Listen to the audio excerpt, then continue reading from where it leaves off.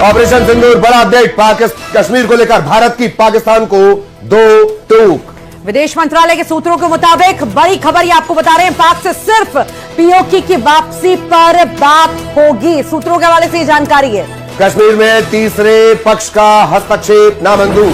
सूत्रों के हवाले से बड़ा अपडेट आपको बता दें, इस वक्त किसी भी तरह की जो बातचीत होगी वो राजनीतिक लेवल पर नहीं होगी।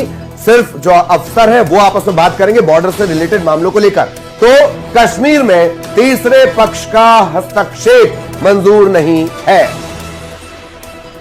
तो पाक से सिर्फ पीओके की वापसी पर ही बात होगी और कश्मीर में तीसरे पक्ष का हस्तक्षेप नामंजूर है, इसे बर्दाश्त नहीं होगा, यह भी साफ कर दिया गया है। हालांकि ये सूत्रों के हवाले से जानकारी है जो हम आपको दे रहे हैं।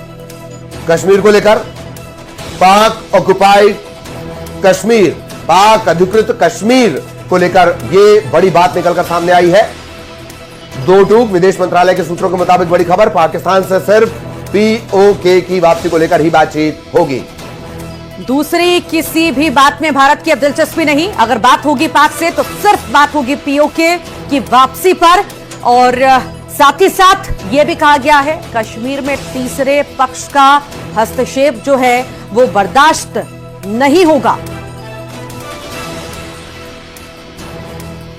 तो ये बड़ी जानकारी आपको दे रहे हैं। कश्मीर पर भारत की पाकिस्तान को ये 2 टूक है। कल बेहद खास मुलाकात जो है होने वाली है और उससे पहले ये जो बयान सामने आया है इसके कई सारे मायने।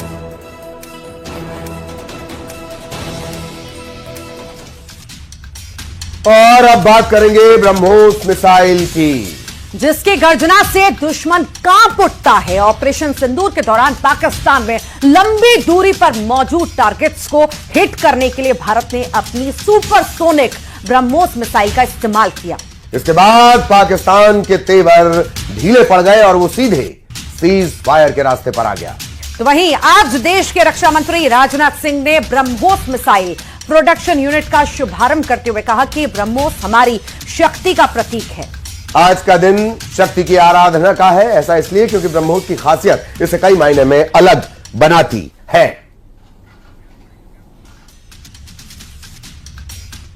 तो चलिए सबसे पहले इसकी ताकत की हम बात कर लेते हैं। क्या क्या इसकी खूबियां हैं। दुनिया की सबसे तेज सुपरसोनिक क्रूज मिसाइल ये है। जमीन, हवा और समुद्र से इसको लॉन्च किया जा सकता है। फायर एंड फॉरगेट इस प्रिंसिपल, इस टेक्निक पर यह काम करती है। गति मैक की अगर हम बात करें 2.8 यानी कि ध्वनि की गति से लगभग 3 गुना मारक क्षमता इसमें है। यह रफ्तार की बात हो गई। और मारक क्षमता 290 से 400 किलोमीटर तक, यानी टारगेट जो हो सकता है वो 290 से 400 किलोमीटर तक। आज जो ब्रह्मोस फैसिलिटी शुरू हो रही है, मैं समझता हूं वह यूपी डिफेंस कॉरिडोर का यह गौरव होगा। यह सिर्फ उत्तर प्रदेश का ही नहीं बल्कि देश का सबसे बड़ा BrahMos integration and testing facility centre है। यह रक्षा क्षेत्र में भारत की आत्मनिर्भरता के प्रयास को भी मजबूती प्रदान करेगा।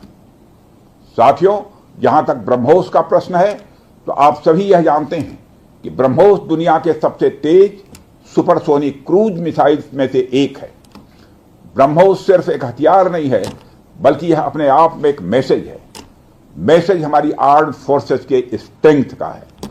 मैसेज दुश्मन के प्रति हमारी डेटरेंस का है, प्रतिरोधक क्षमता का है। मैसेज हमारी बॉर्डर्स की सेफ गार्डिंग के हमारी प्रतिबद्धता का है।